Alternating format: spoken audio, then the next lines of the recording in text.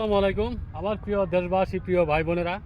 তো আজকে আসছিলাম চট্টগ্রাম দক্ষিণ কাট্টলি জাইলাপাড়া সাগর পাহাড়। দেখেন, এই যে দেখেন সাগরের উপরে সূর্যের আলো কীভাবে টলমলো করতেছে।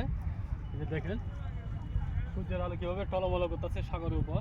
আর দেখেন এই যে সাগরের পাড়ে আর কি, সাগরের পাড়ে, সাগরের তীরে দেখেন এই যে সবুজ গাছগুলা মানে কি বলবো, এলাকাটাই মানে সবুজ বানায় রাখছে। মাঝে মাঝে দেখা যাচ্ছে কয়েকটা এই যে ফিশিং বোট, এই বোট দিয়ে এরা ওই মাছ সাগরে গিয়ে মাছ তুলে আনে। এই যে ফিশিং বোটগুলা এখন যেহেতু পানি নাই, বাটা চলতেছে, শুকনা, সামনে বর্ষা সিজন আসতেছে, ইলিশ মাছ ধরার সিজন, ইলিশ মাছের মৌসুম যেটা আমরা বলি। ওরা এই যে বোটগুলা নিয়ে বড় বড় ইলিশ মাছ ধরে, বড় বড় শিপগুলা ওইখান থেকে ওরা মাছ উড়ায় আনবে, মানে তীরে আনে, এগুলা বিক্রি করবে। তো প্রিয় বন্ধুরা, জায়গাটা সব মিলিয়ে অনেক সুন্দর লাগতেছে। দেখেন দেখেন কত সুন্দর দেখেন, কত বুট, আশেপাশে কত বুট, পরিবেশটা একটা মানে জাক্কাস লাগতেছে। আপনারা না আসলেও এটা আসলে আমার ভিডিওর মাধ্যমে দেখে অনুভব করতে পারবেন না।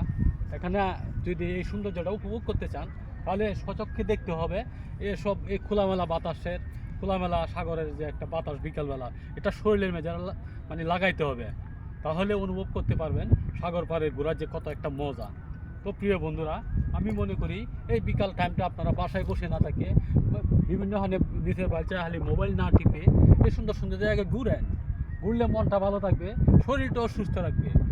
মনটা ভালো রাখার জন্য এবং শরীরটা সুস্থ রাখার জন্য আমি মনে করি ঘোরাফেরা কোনো বিকল্প নাই। আপনারা কি বলেন আমি জানি না, আমি তা বুঝতেও চাই না, কারণ আমার মতে ঘোরাফেরার কোনো বিকল্প নাই। শরীরটা আর মনটা ভালো রাখার জন্য সব সময় ঘোরাফেরা করবেন। সুযোগ পাইলে সাগর পাড় যাবেন, পার্কে যাবেন, বড় বড় নদীর ব্রিজে যাবেন, দেখবেন কত কত সুন্দর প্রকৃতির দৃশ্য, আল্লাহ সৃষ্টি দুনিয়াতে কত সুন্দর। আপনি বাসায় বসে থেকে মোবাইলের ফাইল তাকায় থাকলে এটা অনুভব করতে পারবেন না।